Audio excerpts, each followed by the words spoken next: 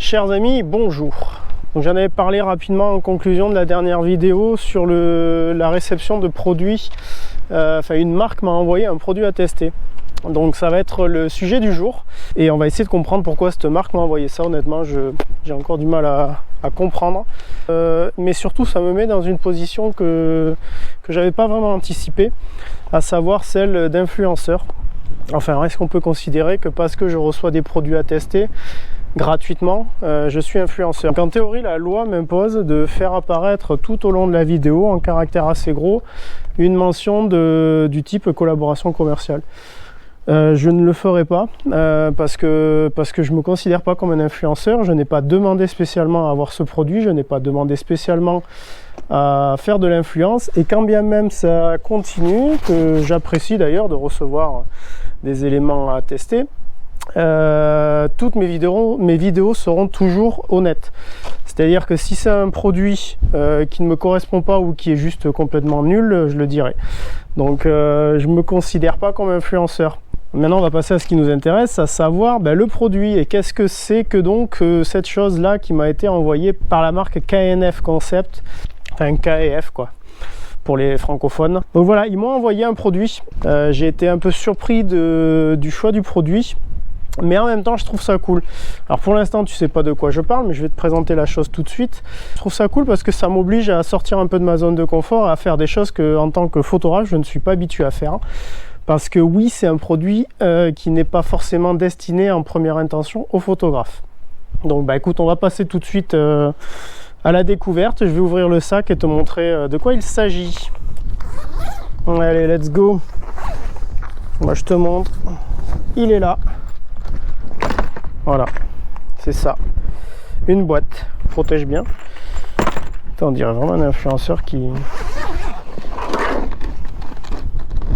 Et alors, qu'est-ce que ça peut bien être que cette chose-là? Kezako, tatati tatata.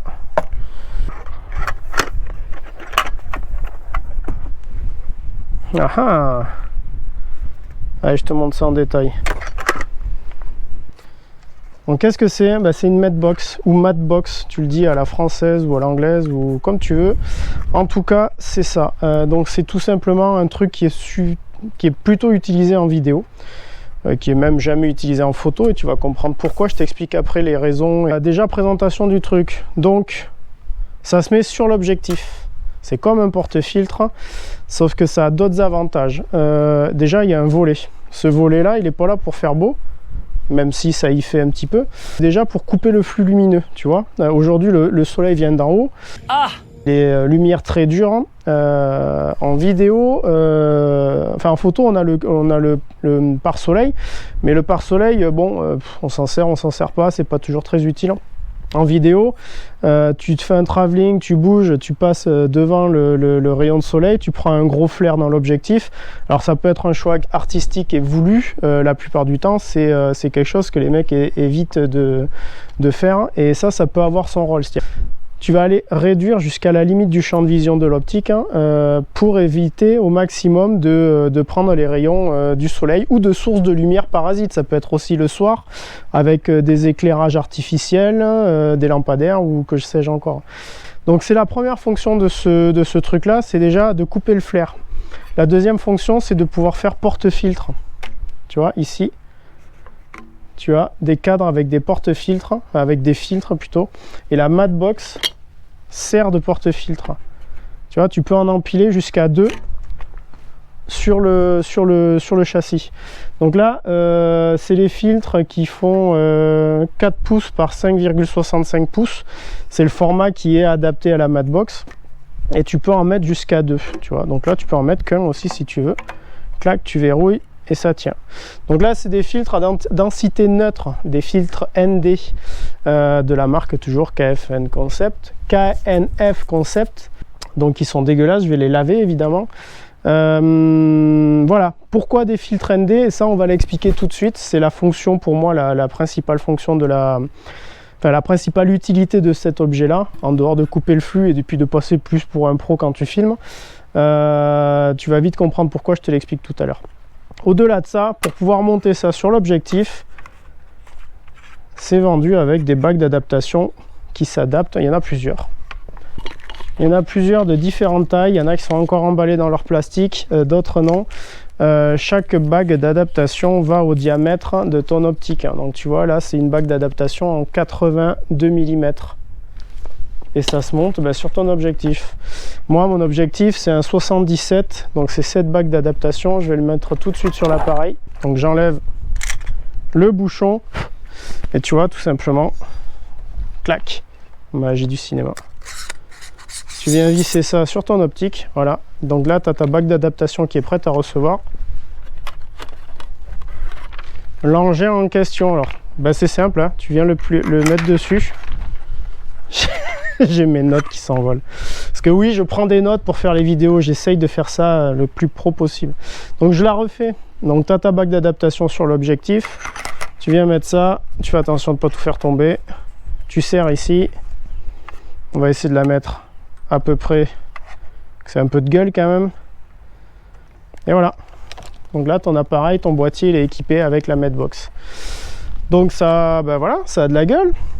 Alors ça se présente au-delà du porte-filtre qu'on a vu, tu vois, là qui est verrouillé ici, le panneau de coupe-flux. On peut voir aussi qu'il y a un porte-accessoires ici et des filetages si tu veux monter des accessoires dessus. Moi je ne vois pas ce qu'on peut faire avec, mais si tu as des idées, vas-y, dis-moi en commentaire. Moi je vois pas quelle est l'utilité de ce truc là. Tu vois, tu peux aussi laisser la bague d'adaptation et monter ça directement, enfin la bague d'adaptation avec le serrage. Bon, c'est pareil, j'y vois pas d'utilité, mais je tiens à te le signaler, ça peut être démonté indépendamment, reclipsé, et c'est un peu galère. Tu vois, l'influenceur en carton, je te dis pas que c'est génial. Quand c'est galère, je te le dis.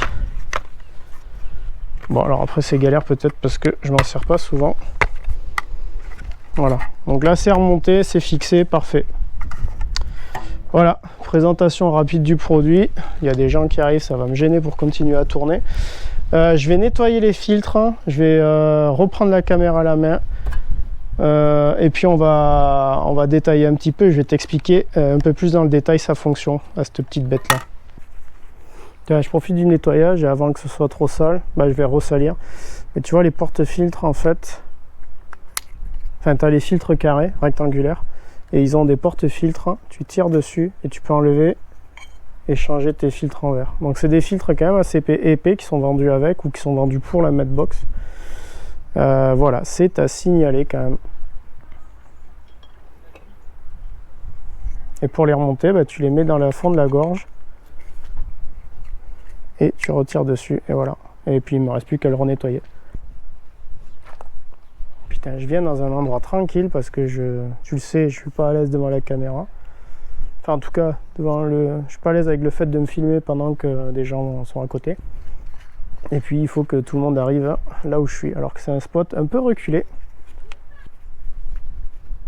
Bonjour. Alors on a vu que sa fonction principale, une des premières fonctions de la Medbox, c'est de pouvoir couper le flux de lumière parasite qui arrive de toute évidence avec un seul volet du dessus. Donc on va voir pourquoi il intègre un porte-filtre avec la possibilité de mettre deux filtres. En vidéo comme en photo, on ne peut pas y déroger. Pour avoir une image bien exposée, il faut faire avec la sacro-sainte trinité de l'exposition, donc le triangle d'exposition. Le triangle d'exposition, à chaque pointe, il faut imaginer que tu as un paramètre qui compose l'exposition d'une image, peu importe l'ordre, mais tu as la sensibilité ISO, la vitesse d'obturation et l'ouverture du diaphragme. Plus tu ouvres le diaphragme, plus de la lumière entre, plus c'est un petit chiffre. Tu vois un F de 8, ça laisse rentrer beaucoup de lumière. Vitesse d'exposition, plus ton shutter va vite, plus ton obturateur va vite, moins tu laisses rentrer de lumière, donc moins tu exposes. Ce sont des petits exemples, on va faire une vidéo dédiée sur le triangle d'exposition. La sensibilité ISO, par contre, elle, c'est la sensibilité du capteur. Donc pour moi, c'est la valeur, en tout cas c'est la partie qui est la moins intéressante d'un point de vue artistique. Tu ne fais pas des choix artistiques et des choix de qualité d'image sur la sensibilité ISO. C'est souvent quelque chose qui est un petit peu hérité des deux autres. Si tu veux faire un filet dans ton image, là je parle de photo, hein. Si tu veux faire un filet de mouvement dans ton image, il te faut une vitesse d'exposition lente. Après, ton diaphragme, lui, l'ouverture du diaphragme, plus il fait rentrer de lumière, moins il fait rentrer de lumière d'une part, mais d'autre part, la partie artistique de tout ça, c'est que plus tu vas ouvrir, moins tu auras de profondeur de champ. C'est-à-dire que la netteté va être au premier plan, ou en tout cas là où tu fais ta mise au point, et puis tu vas vite partir dans le flou, jusqu'à avoir des optiques très lumineuses, où tu fais la netteté dans l'œil en portrait, et tu as déjà le début de l'oreille qui est dans le flou. C'est pour ça que cette partie de diaphragme, c'est peut-être ce qui est la plus importante d'un point de vue artistique. Donc la partie sensibilité ISO, c'est la chose où c'est plus la donnée technique. On ne cherche pas forcément à faire une image, enfin en tout cas de gérer la partie artistique grâce à la sensibilité ISO. Tu gères ta vitesse, ton diaphragme, déjà avec ça tu peux avoir de grands choix, une grande latitude de choix sur le rendu de tes images. Ça marche en photo, mais ça marche aussi en vidéo. Sauf qu'en vidéo, une contrainte supplémentaire, c'est le shutter speed. Habituellement, au-delà du shutter speed, c'est déjà le nombre d'images par seconde. Dans le cinéma, l'image mobile en général, depuis le cinéma, c'est du 24 images secondes. On est maintenant entre 24 et 25 images secondes selon le matériel. C'est ce qui te permet d'avoir un rendu naturel. Enfin, c'est pas tant un rendu naturel, mais c'est le rendu un peu vision humaine, et puis c'est surtout le rendu auquel l'œil est habitué quand on parle de rendu cinématographique. Que depuis les Frères Lumière, en gros, on est à 24 images secondes. Donc quand tu as un déplacement d'une scène, un sujet, une voiture, quelque chose qui bouge, on est habitué à voir ce framerate. Et donc du coup, c'est ce qui paraît naturel et ce qui est assez esthétique d'un point de vue cinématographique, d'un point de vue quand tu es spectateur. Il faut imaginer que maintenant sur Insta, tout ça c'est du 30 images secondes. On est quand même assez proche des 24 images secondes. Maintenant les téléphones sortent des vidéos, tu es à 120 images secondes. Alors c'est génial 120 images secondes, mais c'est génial pour faire du ralenti, c'est-à-dire que tu passes ton image, tu captes à 120 images secondes, tu ralentis, tu arrives à faire un ralenti à 24 images secondes ou 25 images secondes. Sauf que c'est utilisé comme ça. Beaucoup de vidéos sont postées et tu vois le 100 images secondes, et c'est 100 ou 120 images secondes, et c'est pas naturel. Alors ça peut avoir un rendu esthétique, n'empêche que quand tu veux faire un rendu cinématographique, c'est pas la vitesse, c'est pas le framerate qui est habituellement utilisé, et du coup ça choque un peu l'œil. Ça peut être utilisé pour tout ce qui est vidéo GoPro, etc., sport, ou même drone, du 120 images secondes, en vitesse normale, ça peut être sympa. Tu veux faire une séquence bord de mer avec des vagues, ou même shooter une interview en vidéo, ou un sujet, un être humain, faire du portrait, etc., un plan séquence, etc., ça va pas avoir ce rendu là, ça va pas être très joli. Donc on tourne en 24 images secondes, ou 25 images secondes. Donc ça c'est pour poser un peu le début de la règle technique de la vidéo. C'est un peu différent de la photo, on n'a pas de framerate en photo, on a vitesse d'obturation, diaphragme, ISO. C'est notre vitesse d'obturation qui va faire le rendu de flou, de mouvement dans l'image fixe. En vidéo du coup quand tu utilises du 24 images secondes, il est d'usage, c'est une règle, voilà, ça s'appelle la règle des 180. Cette règle en fait c'est de dire on va prendre notre vitesse d'obturation au double. Notre vitesse d'obturation va être le double de notre framerate. C'est-à-dire que quand tu es à 24 images secondes, idéalement, il faudrait tourner à 1/48e de seconde. Donc ton shutter, à chaque fois, ton obturateur va prendre une photo, puisque en fait la vidéo, c'est juste une succession d'images fixes, mais mis à la suite, ça tu le sais déjà. Donc ton shutter speed, alors on parle de shutter speed, on parlera moins de vitesse d'obturation, tu le mets à 1/48e de seconde. 1/48e de seconde, le plus proche c'est 1/50e de seconde. Donc en vidéo cinématographique, quand tu shootes avec un framerate de 24-25 images secondes, tu te mets entre 1/50e et 1/60e de seconde. Et c'est là où tu vas comprendre l'utilité de ce truc-là.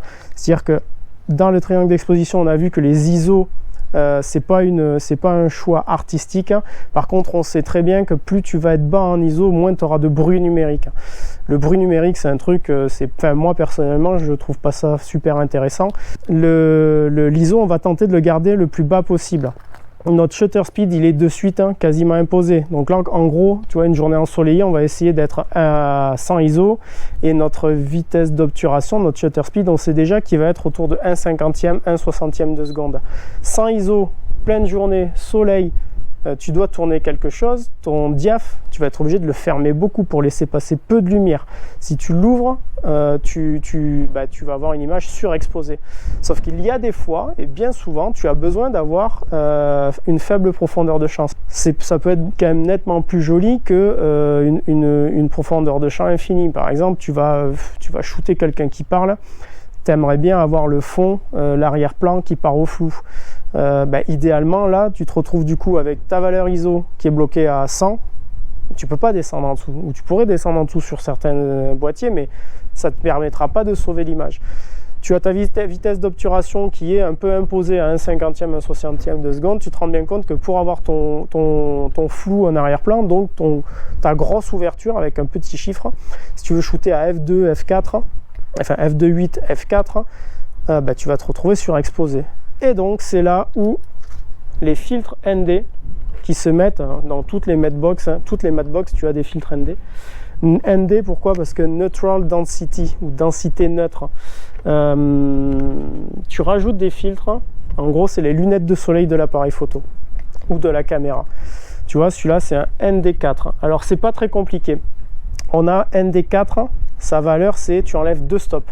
Un stop c'est quoi? C'est une valeur de diaph ou une valeur d'exposition en gros, plus 1, moins 1 sur ta valeur d'exposition. Le ND4, il a une valeur de 2 stops. Après tu passes, en gros c'est pas très compliqué, je vais te les citer un peu dans l'ordre. ND4 c'est 2 stops, ND8 ça va être 3 stops, tu doubles après le 8, donc ND16 ça va être du 4 stops, ND32 5 stops, ainsi de suite. Jusqu'au ND1000 où c'est 10 stops. Donc tu peux réduire 10 valeurs d'exposition grâce à un filtre. Et tu peux les cumuler, tu peux en mettre 2 d'affilée. Enfin, tu peux en mettre 2 sur ce porte-filtre en tout cas. Et du coup, tu comprends l'utilité de ce genre de choses. C'est que ça va d'une part te couper le flux de lumière, le flair, et d'autre part te permettre de régler la quantité de lumière entrante sur ton capteur sans toucher aux valeurs de vitesse d'obturation et de diaphragme. Là, dans ce cas de figure, tu vois, on a un bout de rocher derrière là, et après on part à l'infini avec le paysage derrière. Là, idéalement, je vais essayer de faire un plan shooté à 1/50e de seconde à f4, qui est ma plus grosse ouverture avec le 2405 que j'ai là, à 100 ISO. Et tu vas voir déjà le rendu. Alors il y a des passages nuageux, la lumière varie. Je te fais une séquence là et je vais l'incruster à l'écran. Du coup, on est à 1/50e f4 ISO 100. Voilà, je te montre juste.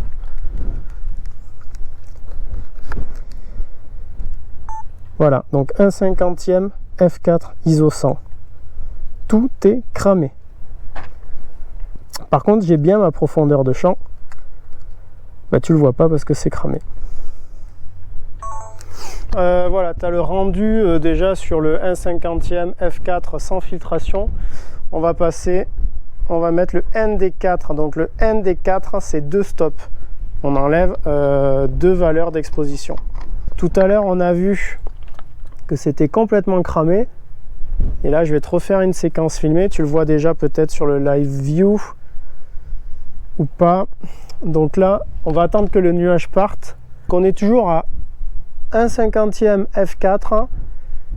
Paf, je te lance une petite séquence, tu la vois en incruste à l'image.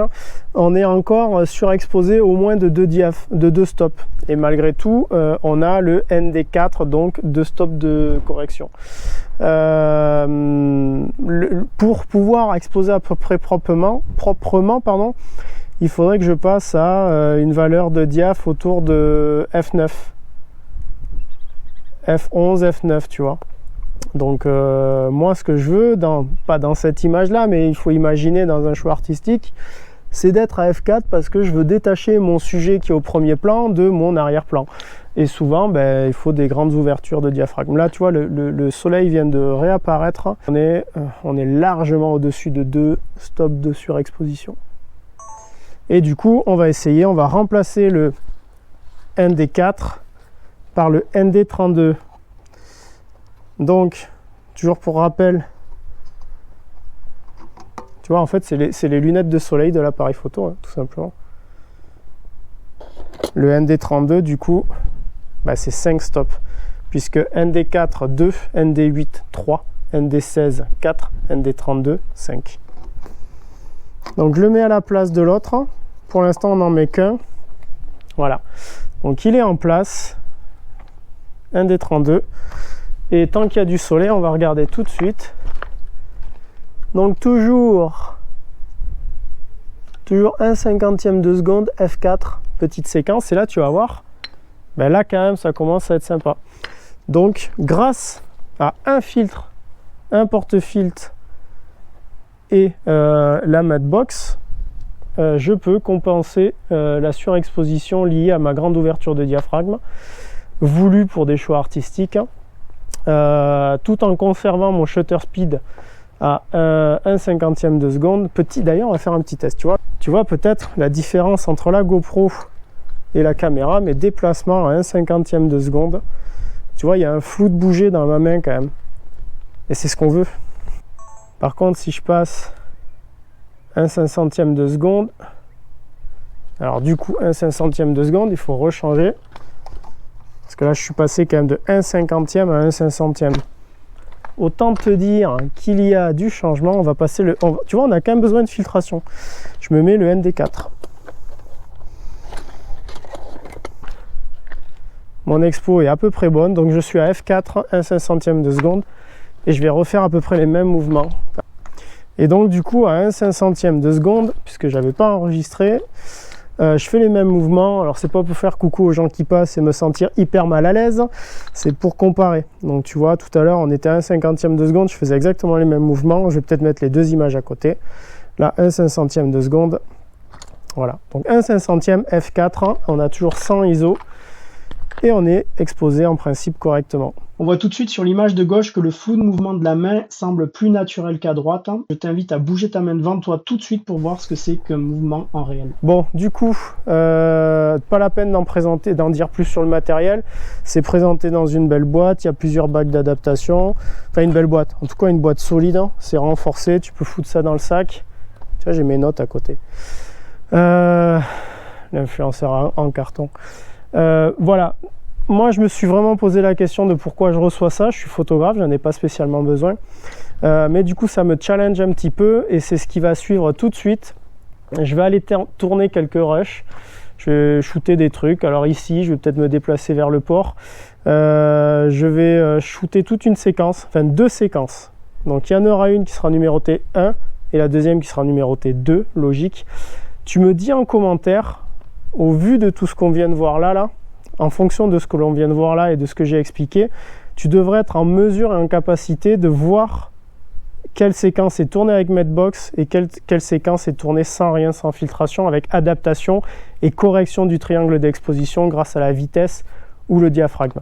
Je vais tenter de rester sur le même diaph sur les deux séquences. Peut-être pas F4, mais je vais tourner autour de F8 sûrement. Quand j'aurai besoin de faire de la profondeur de champ réduite, je m'approcherai du sujet. On expliquera aussi ça dans une vidéo, que tu peux changer ta profondeur de champ sans changer l'ouverture. C'est en fonction c'est la différence. Enfin bref, on expliquera. Mais en gros, plus tu te rapproches du sujet, plus vite ton arrière-plan va partir au flou. Donc pendant que tu regardes, je vais mettre les séquences l'une après l'autre.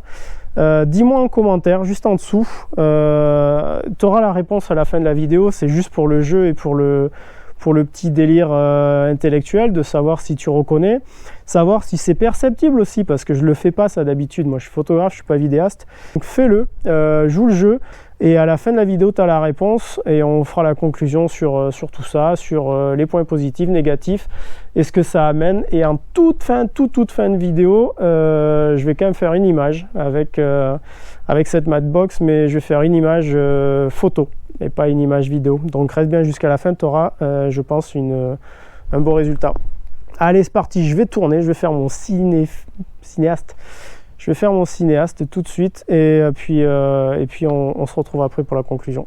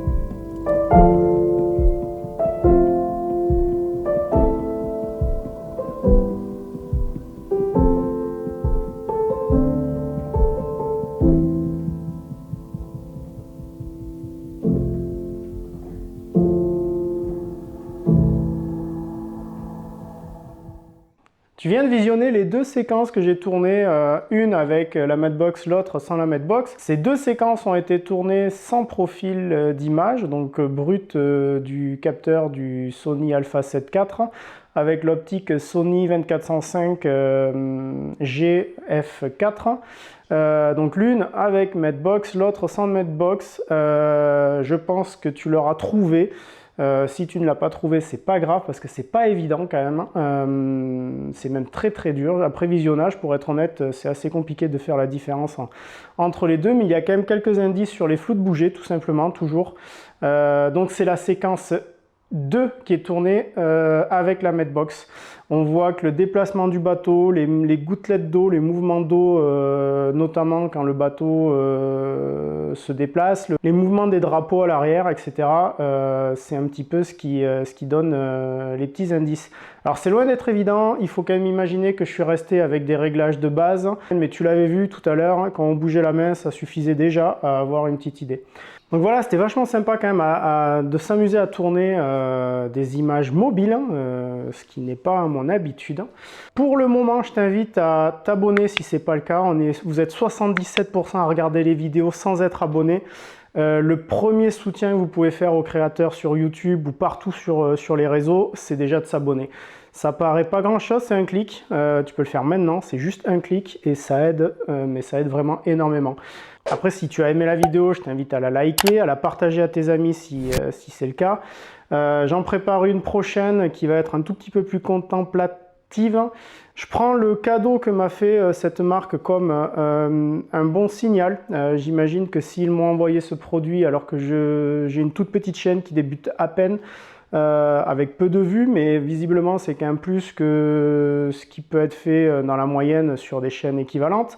Je prends ça comme un cadeau et du coup ça me motive à faire d'autres vidéos. Si tu as des idées, vas-y envoie-les en commentaire. Si tu veux voir des sujets abordés, vas-y donne-les en commentaire, ce sera avec plaisir que je les traiterai si je peux. Mon année professionnelle à venir va être un gros challenge. Pour être totalement transparent avec toi, la photographie c'est mon activité secondaire depuis quelques temps. Je vais devoir arrêter mon activité principale pour des raisons de santé. Je ferai sûrement une vidéo là-dessus. et je vais avoir besoin de soutien. Le premier soutien que vous pouvez faire, il est gratuit. C'est vraiment devenir abonné. À partir du moment où j'ai un certain nombre d'abonnés, je peux monétiser la chaîne. C'est pas grand chose, mais quand on est créateur de contenu, la succession de petits éléments, de tout petites sources de revenus font que dans l'ensemble, on peut éventuellement sauver les meubles. C'est beaucoup de travail. Voilà, enfin bref, tu le sais. Et j'ai besoin de toi aujourd'hui pour essayer de passer ces prochains challenges professionnels. Donc voilà, c'est sur YouTube, Instagram, également Facebook. Je vais également commencer à ouvrir mon agenda à des prestations de type portrait, mariage et surtout accompagnement des professionnels locaux. Donc moi je suis dans le 17 en Charente-Maritime. Si tu es professionnel, que tu as besoin de quelqu'un qui t'accompagne dans ton image, j'ai également un diplôme de community manager et notamment avec une spécialité sur Instagram. Je peux te proposer des abonnements avec les prises de vue, la gestion du compte, enfin en fait tout ce que tu n'as pas le temps de faire et ce qui est pourtant très important aujourd'hui, la présence sur les réseaux et la présence de manière régulière. Tu ne peux pas faire une ou deux publications de temps en temps pour espérer avoir du résultat. Donc voilà, je vais proposer ça prochainement. Tu verras l'actualité sur Instagram, sur Facebook, sur YouTube également. Un grand merci encore d'avoir regardé cette vidéo. C'est pas fini. Elle n'est pas finie. Je vais partir là tout de suite en extérieur. Je vais prendre la Medbox. Je vais m'en servir de filtre pour faire une photo assez simple. Je te l'avais annoncé en début de vidéo. Le temps que j'aille la faire, je vais t'envoyer un petit résumé ici ou là, je sais pas, ou peut-être en incrustation sur des images de drone, sur le plus ou le moins, ce que j'ai trouvé vachement bien avec ce produit, ce que j'ai moins aimé. Il va y avoir une petite séquence avec ma conclusion, et puis en toute fin de vidéo, tu vas voir l'image que je vais faire grâce à ce bel objet. Voilà, écoute, encore un grand merci d'avoir suivi cette vidéo. À bientôt. Allez, ce que j'ai aimé et moins aimé avec cette Matbox de la marque KNF, premièrement, la taille des filtres qui sont d'un format particulier à ce porte-filtre. L'ensemble est assez sensible au vent, car assez volumineux.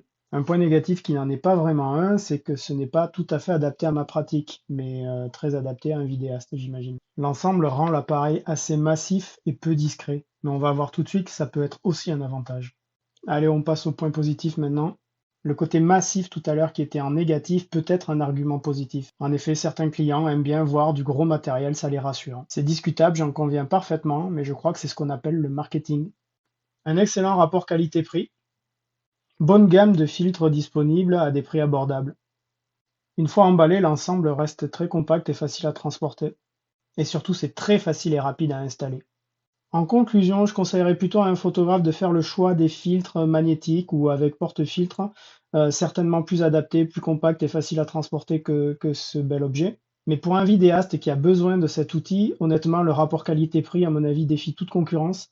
On sent clairement que la marque s'est positionnée sur un excellent rapport qualité-prix et c'est ce qui va faire la force de ce produit. Si tu es vidéaste, vas-y, n'hésite pas une seconde, je te mets le lien en description évidemment.